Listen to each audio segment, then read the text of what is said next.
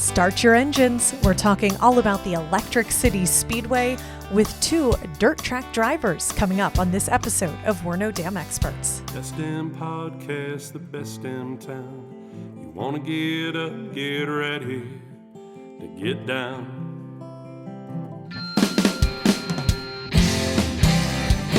With its big wide sky and the wild river Thames. If you want to go, we can take you there to Great Falls, Montana. Welcome to the greatest damn town in Montana, Great Falls. I'm Rebecca Ingham. I'm Shannon Newth, and we're No Damn Experts. I wish, just real quick, I should record this sometimes. You're like mental brief prep before you introduce, which gets, I edited it out, but I just sit here and watch. She takes a deep breath, collects herself. Gotta get in the right mind space. Yeah. Because my friends will tell you, work Rebecca and play Rebecca are two completely different people. And so work Rebecca and podcast host Rebecca, also different two people. different people. Yes. So you have to change, switch personalities while you're up there. And that should make our guests really at ease. Which version are you going to get when you come visit? Yeah. So now all of a sudden they're locked in a room with a woman who's just admittedly said, I've got multiple personalities. So in the room today are people that I just met. And I am very happy to have met them. The coolest part about this is it made my job super easy. They're race car drivers. Yes. And they have their names on their racing gear, which on is their shirts. So helpful. And I'm excited to learn more and more about Emma Bush and Dan Harvey, who are, I'm going to just say, I could be wrong, regulars at the dirt track here in Great Falls. Am I right? Yes. Oh, yeah. There we go. Good job. You got the first one right. I'll make assumptions throughout this podcast, so be prepared. So, Emma, let me start with you. How long have you been racing? Or maybe a better question is, how many races have you had on the track? I'm not talking about the illegal stuff that might happen in a back alley, but on the track. So I've actually started racing since I was 8 years old. Oh, at my. Montana Country Quarter Midget, so roughly 10 years. Holy moly. Yeah. It's a long time. Okay. I just want to get into, because I'm a couple years into being more aware of of dirt track racing, right? But the term quarter midget, the first time I heard it, I was like, what is that now? Why are we calling race cars midgets? Can you just explain real quick what that is? So Montana Country Quarter Midgets, they're actually like a smaller race car, and the little kids are able to go race it from the ages of 4.5 to 18. Which is just crazy to me that we're like, your license for regular street driving is learner's permit still at 14, but you can get in a car at 4 and go however fast you want. Exactly. Yeah. Before I move on to Dan, have you at the age of, let's say, 17 or 16 raced a 4.5-year-old? No, so it's by ages is what it is. That just seems irresponsible. Okay. So good question. Let's bring Dan into the conversation. How long have you been racing, or how many races have you raced? So I've raced a handful of races. I got my car at the end of last year's season, so I raced at the last 3 races last year, and then I've been racing all this year. So this is kind of new to you? Brand new to me. Wow. Oh. How exciting. So, folks, you can't tell, but maybe the sound of their voice. Emma's young, and Dan is older than Emma. Right. But Emma's the more experienced driver. And she's feeding me dirt. So is there a lot of trash talking that happens on the track? Lots of it. Yeah. That's what makes it a lot of fun. Even the last post I put out is that Emma was up there feeding me dirt, and I couldn't get around her. That's fun, though. I like it. That's kind of unique in the sporting world. There's not necessarily a lot of sports where it crosses generations, genders, ages, things like that, where you're all out there and you have more experience in it than Dan does, and Dan can also jump in and start this new sport, when he's not 16. And so it's neat in that way, because it's this world where you're both out there just racing each other with all this different background. Another neat thing that I found out in it was that we're out there competing, and if Emma's cars break down, I'm going to get in there and help her. If mine breaks, she's going to help me. Even though we're competing, we're still helping each other get out on the track and race, So that was really kind of neat to me to see that kind of a family orientation involvement with each other. Yeah. Well, I always say, we love people from Alberta, but we'll talk trash about, head smashed in their activities up there. It's fine, but it's not as good as ours. Yeah. So that is cool. What led you to start racing, Dan? So I seen a car. Well, I go to the races up here quite a bit. My family was bringing me the races, and I was like, I could do that. That'd be fun, So I was going to Helena quite a bit every week, and I seen a stock car sitting on the side of the road. And I'm like, I could maybe buy that, fix it up, and sell it. So I went and stopped in there, and I bought the car for $200. So that seems like a good price for a race car. There was a lot missing, everything wrong with it. It's had its race seasons probably done and over with. Yeah. But looking for parts for it, I kept coming across, different racers. Oh, go talk to this one, Pat Lemire and Dave Freeman and all that. And they said, you probably want to get something that's more turnkey. And I'm like, well, I'm going to race. I'm one way or another, I'm going to get out on that track. So I was saving up my money. And Pat Lemire tells me, well, I know this car that's being sold. So I bought the car, ended up getting a good deal on the car and trailer. I bought the car, and I just immediately started racing it at the end of last year. So, yeah. So are you mechanically inclined by trade or just by interest? Yeah, I'm very mechanically inclined by trade. I was an aircraft mechanic in the Air Force. That helps to have that background going into it. Because let me just say, from a spectator standpoint, it kind of looks like these cars are a little bit airplane type. The fuel they use, it's probably jet fuel, those type of things. The only thing I'm not seeing is the afterburners or the jets on the side of it that would be the wings, but a lot of it I think is transferable. That's just my own opinion. Yeah. No, it's not. So Emma, what drove you to start racing at such a young age? This is was intriguing. It your decision to start racing at a young age? Okay. Was. Me and all my siblings, we actually started racing together on the quarter midget track. Yeah.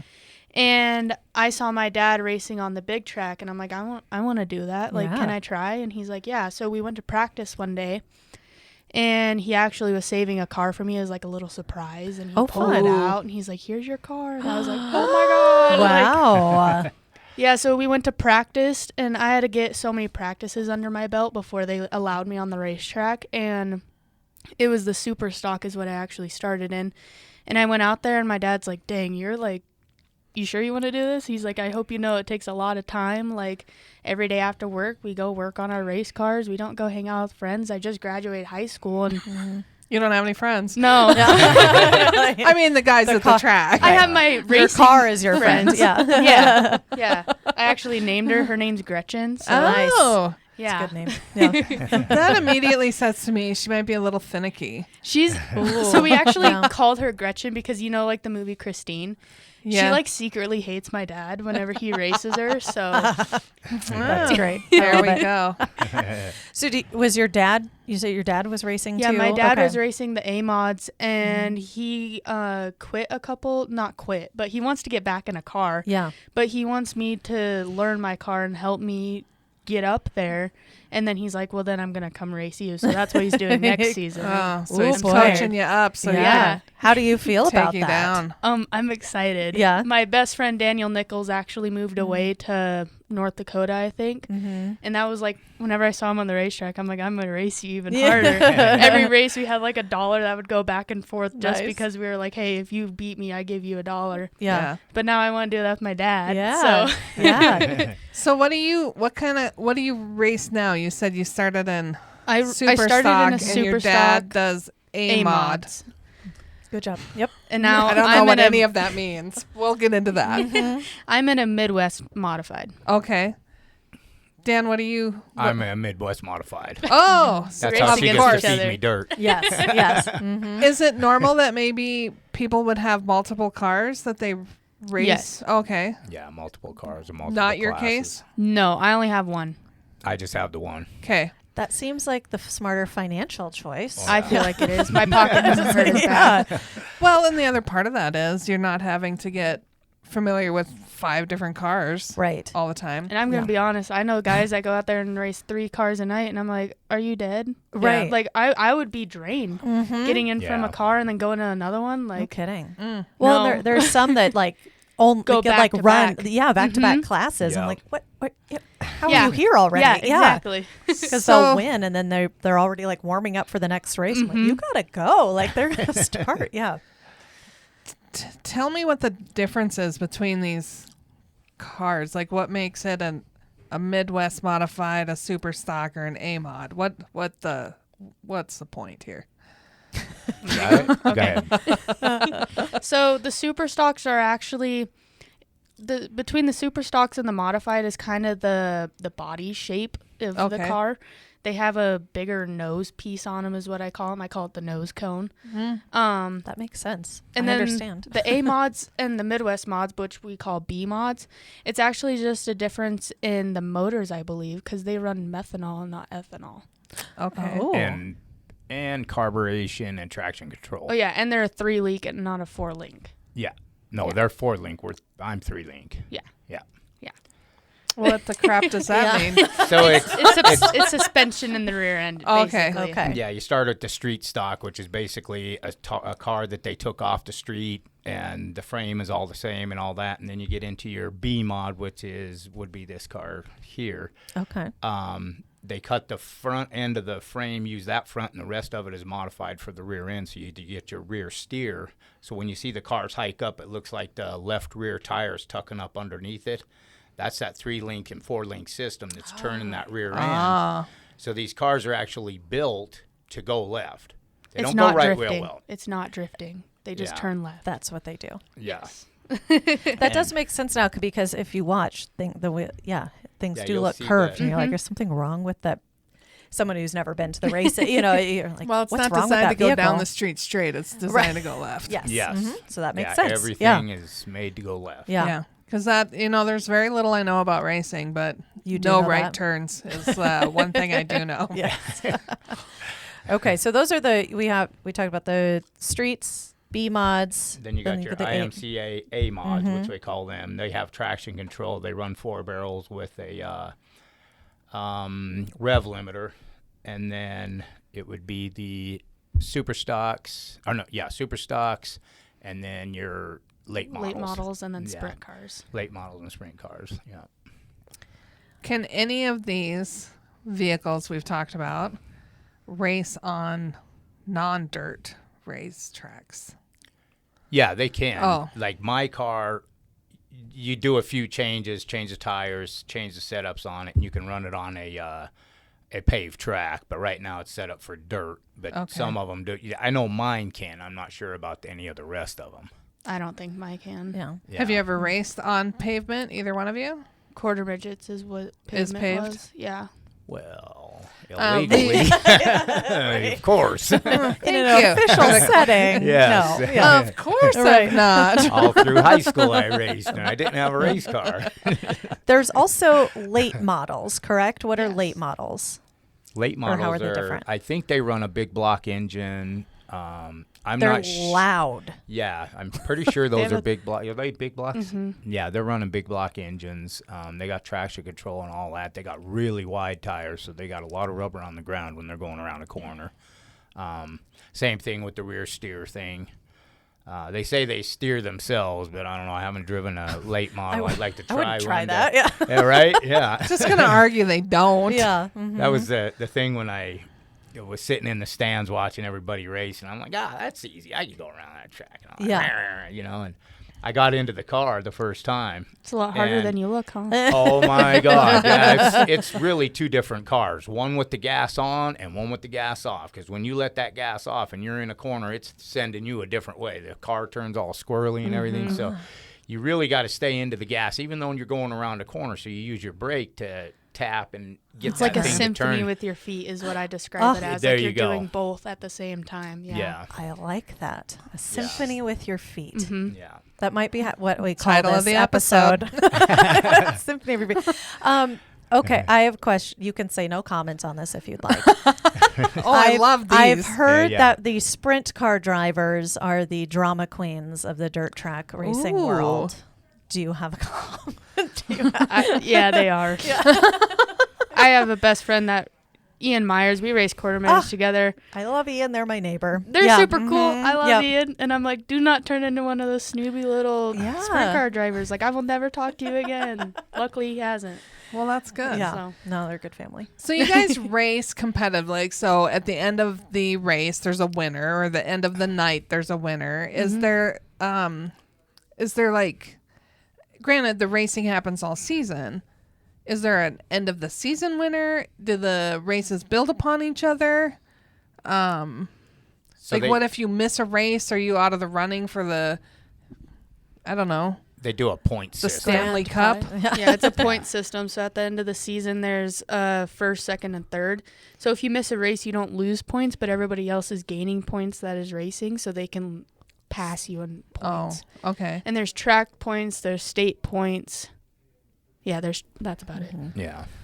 So one of our guests came prepared with a story. Yes. I'm excited And I want to dig into that, into the background. Yeah. I have a small sneaking suspicion I might know where this came from. Really? Yes. Oh. And so I'm you're the expert? No. Okay.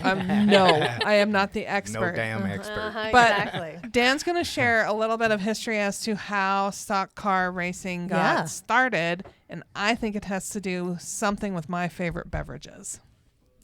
Ooh. Oh, I think you're onto something. Oh, I think you're onto good something. job. So I had to give that little hint to say I Yeah. wasn't just going to, after Yeah. he told the Feel story. like I knew that. Right.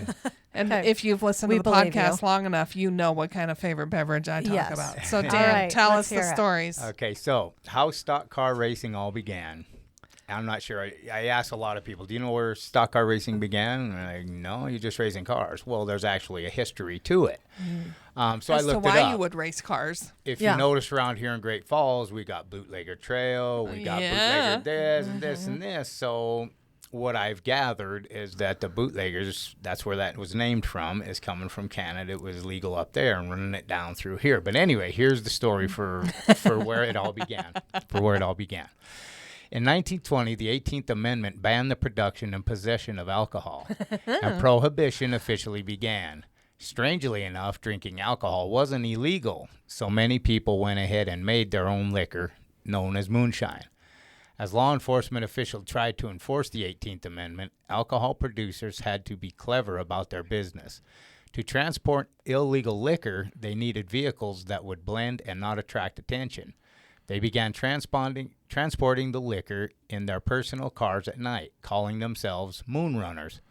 Unfortunately, the moonrunners couldn't outrun the police. To give their cars an advantage, they began modifying the vehicles.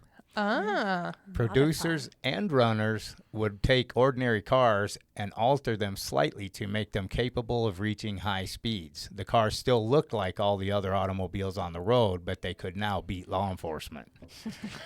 Moonrunners were constantly bragging about their exploits. They boasted of making nighttime trips on dirt roads at more than 120 miles per hour. With no headlights, soon runners started racing on weekends and stock car racing was born. When Prohibition ended in 1933, racing had become very popular, as did the practice of souping up cars. The sport continued to grow through the next 15 years. By 1948, it was a widespread sport, but different in every region. NASCAR formed in 1945 to organize the chaos. Oh, yeah. So that's where. Well, it's That all eventually it's began. going to happen. Yeah. And so here in Great Falls, roads are named after the illegal operation. Bootleggers would camp along the trail up here and run moonshine at night. So that's where Bootlegger Trail Yeah. and Bootlegger Road or whatever came from. Huh. I thought that was kind of interesting. It makes sense now that you say it of like where that came from, but Yeah. So, So- Emma, you see a future of running illegal liquor all over the country? well, it's a good little history lesson and good like perspective of how that all got started. Yeah. Yes, yeah. 'Cause I knew there was something about it, but I wasn't sure, so I started reading into it and Yeah. all that, and Bootlegger Trail, and the track is at the end of Bootlegger Trail, just past the end of Bootlegger Yeah. Trail is the track. So Yeah. That's Kind almost of ironic, coincidence, yeah. you know, Or is it? Right. Right, Yeah. right. And the track, it's 60 years this year. 75. Right? 70 I years. should, 70th. I should Yeah, know 70th. that better. Yep. Yeah. That's a long time for the Yeah. Speedway. Well, Yeah. and it's still one of only 3 in the state, which is cool. As a spectator, I'm curious of in the car if you notice any of this. As a spectator, it's a great spot because you're looking out over the entire city. Yeah. Do you get any of that? Like, do you catch any glimpses of that perspective as you're No. driving? Yeah, no. Okay. I didn't There's think too so. big of a wall next Yeah. to me. Oh, that I'm that's trying true. to I was just going avoid. to ask, do you have the weird little, this is the space The for your helmet? head and that's all you Yeah. can do? Yeah. Huh.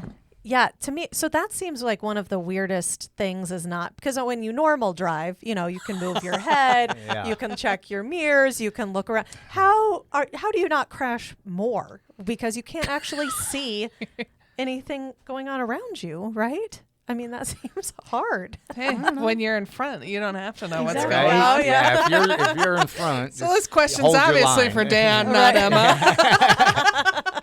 Yeah, everybody just says, hold your line, hold your line. So, Yeah. So do you have I don't even remember what they're called, but people talking in your earpiece telling you Receivers? Yeah. where to go? Like you got Charlie coming up behind you to the left. Go Oh, low. You don't get none of Nope. that. Oh. You don't. You Yeah. get the tower up in your ears, which is sorry, something caught my eye. You get the tower that's up in your ear, so like if there's a caution, they're gonna be like, "Hey, turn forward, go low," so Oh. you don't like whack into another car. So Yeah, makes so sense. somebody doesn't hit Dan when he spun out. Oh God, yeah. Oh, Oh boy, you That's just, what you I just was had to waiting bring for. that up, didn't you? I'm That's sorry. what I was waiting for. Oh yeah.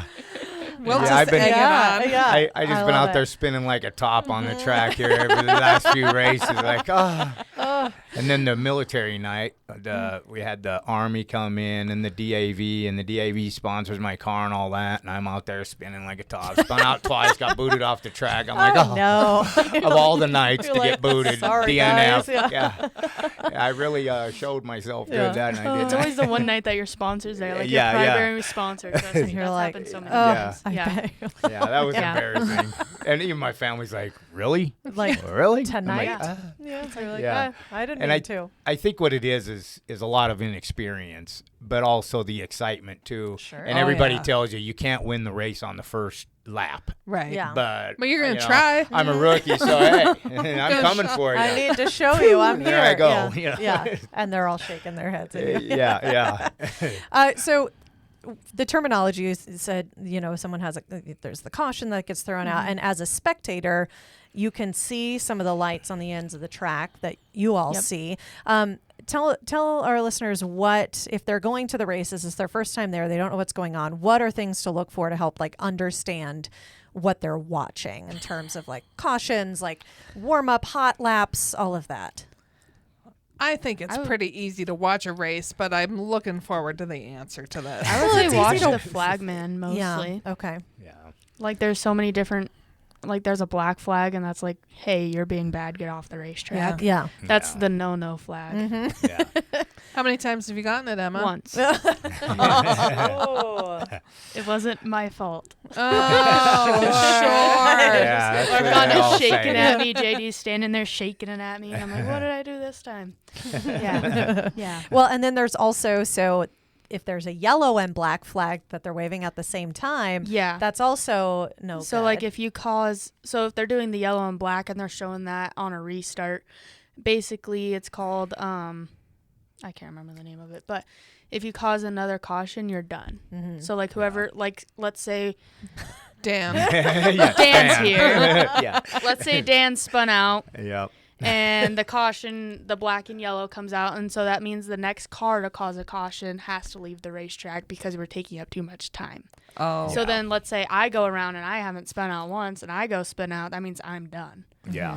Even though though Dan, somebody else ruined has it. caused Dan the ruined other. it. Right. Dan did it the Yeah. first time. Exactly. Yeah. Yeah. That's happened to me. You know, I've had the 2 cautions and the black and yellow, and I spun one time. You're gone. I'm like, oh man. Like, but I made it through all this Yeah, other but stuff.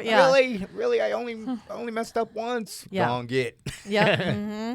Well, and then there's the restarts, like something, I was trying to learn is because I think you can sit there and watch, but you're just watching cars go around and you're like, okay, are we starting? Are we not starting? Is this what just happened? Because they stopped. So I think understanding the cautions and then the restarts, everybody has to go back to the positions that they were. And I know having stood in the tower, sometimes that can take a while to I get know. everybody so, you try back. in the car, you try to be where you thought you were. Yeah.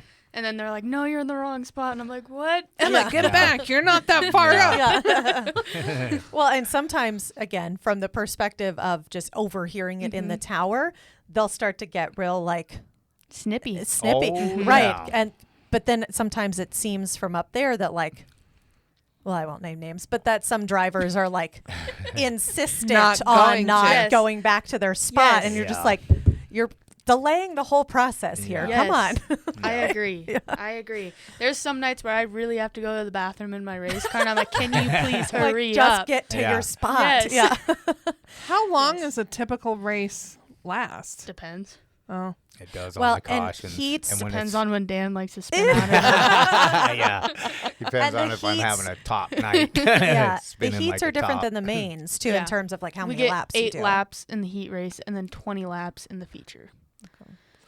I've That's been a in the lot of car for laps. 45 minutes once. Yeah. It was not fun. Yeah. It's a long Have you time. peed yourself? Not yet. Not yet. Put a Let me diaper tell you though, on. I get out of that race car really fast Yeah. if I gotta Yeah. go. My Yeah. parents are like, how'd it go? I'm like, I don't Eh, know. I'll just- talk to you later. And you're in, I'm assuming, the fire suits Oh, and boy. the neck thing. Yeah. And so undressing's not a quick endeavor. No, you just book it.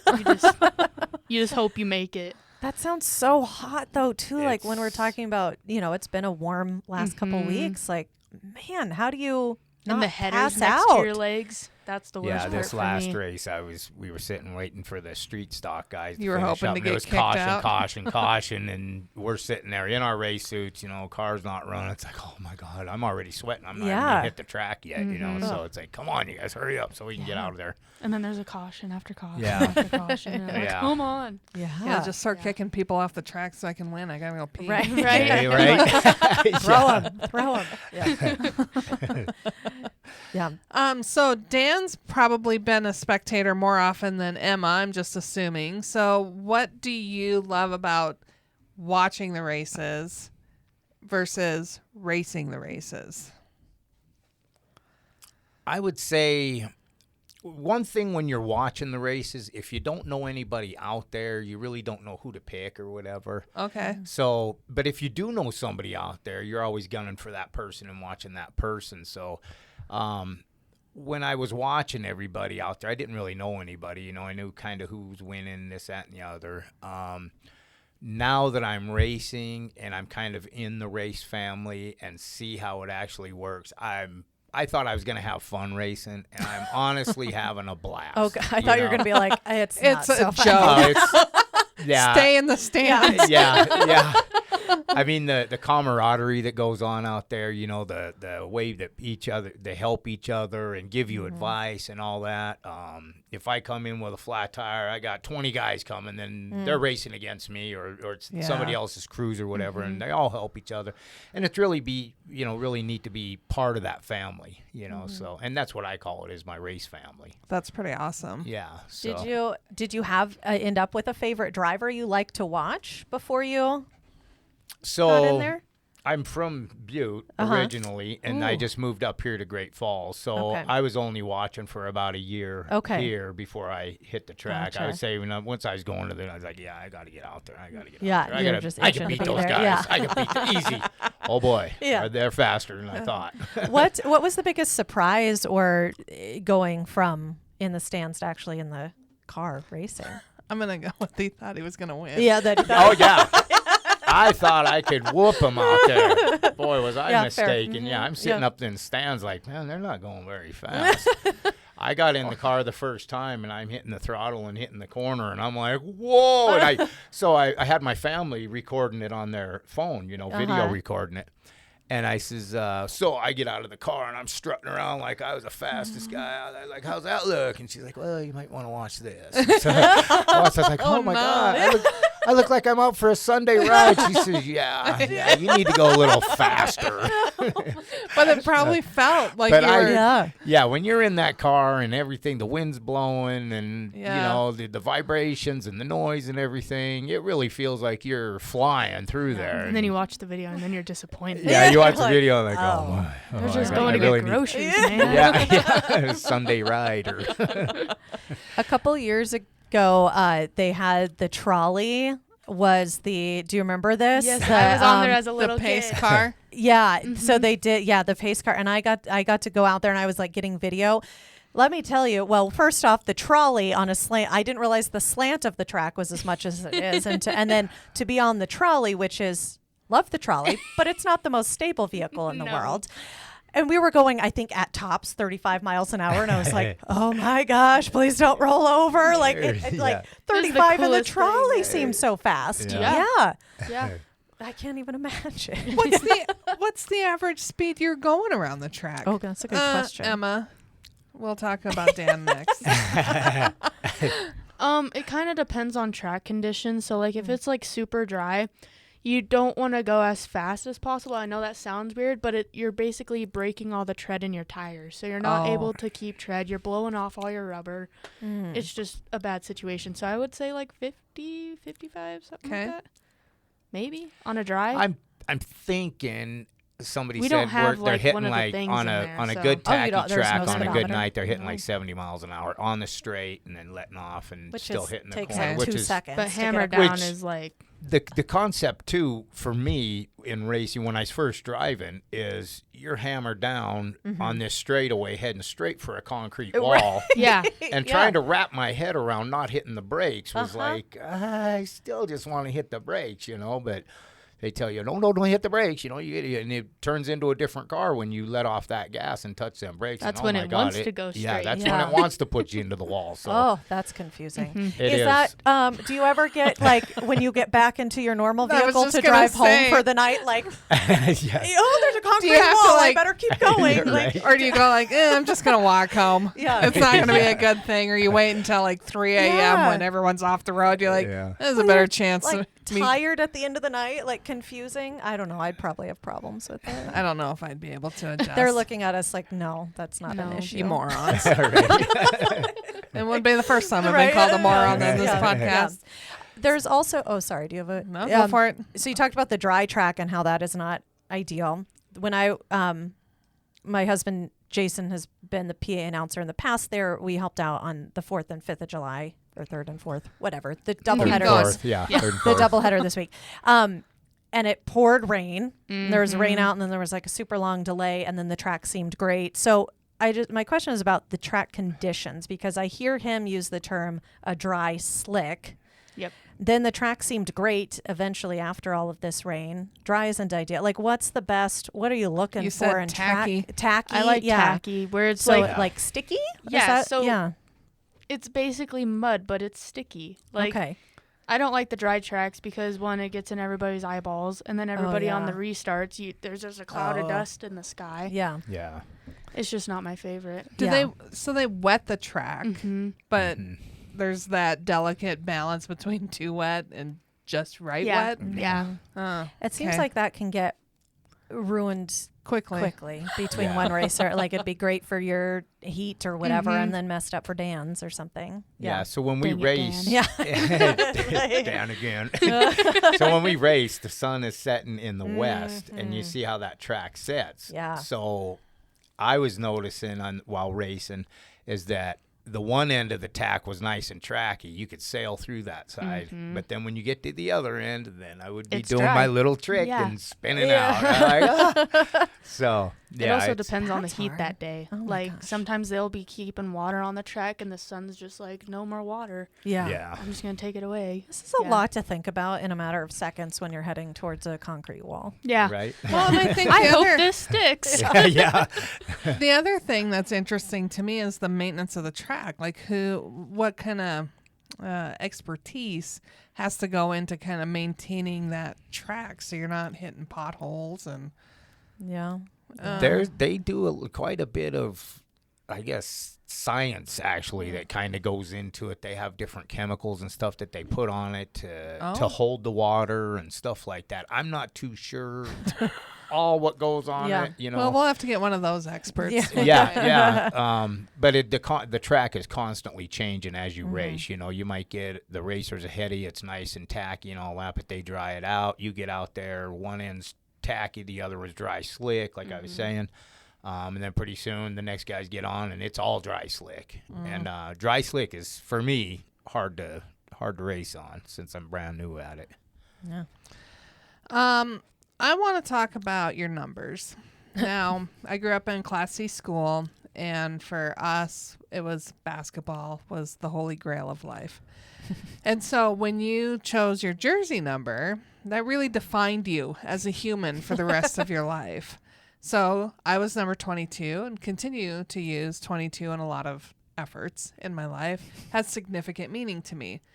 How do you pick your numbers, and are you that attached to your car numbers, or is my attachment to my number unnatural in your opinion? This is a 3-part Okay. question. So I chose my number. It's 25, honestly, because my birthday is on the 25th. Yeah. And I was like, just like, okay, let's see if this sticks. And Well, then you I were used 8. it. Yeah. Yeah, I was 8. I went Yeah. to middle school, and I'm like, my volleyball jersey is going to be 25. And my dad's like, what number are you? I'm like, 25. Yeah. So it just, it's not really like special, but like if somebody else uses it, I'm going to be a little upset. Yeah, but- because it's yours now. Yeah. Yeah. Mm-hmm. Dan, what went into picking your number? Because you're relatively So new. So I got the car and I asked Pat, I'm like, hey, so how do I get a number? He's like, just pick one. I'm like, just pick one. Doesn't Like, seem okay. like So it's- I thinking, well, I graduated in 84. I could be 84. And then I was like, well, I was born in 66. So maybe 66. Hey, what about 66? I don't think anybody has that. So I applied for it and I got 66. So Who do you apply to? to track. Wissota Oh. Yeah. when you apply for your license to race. Hey, friends. So, unfortunately, we had some technical difficulties, thanks technology, on this one. So that is the end of the interview. But make sure to check out more about the Electric City Speedway on our website and attend the races through Labor Day weekend right here in Great Falls. And we give a huge thanks to Emma and Dan for joining us on this episode of We're No Damn Experts. We're No Damn Experts is the recorded claims from Great Falls, Montana, covering what you need to know about this amazing damn town.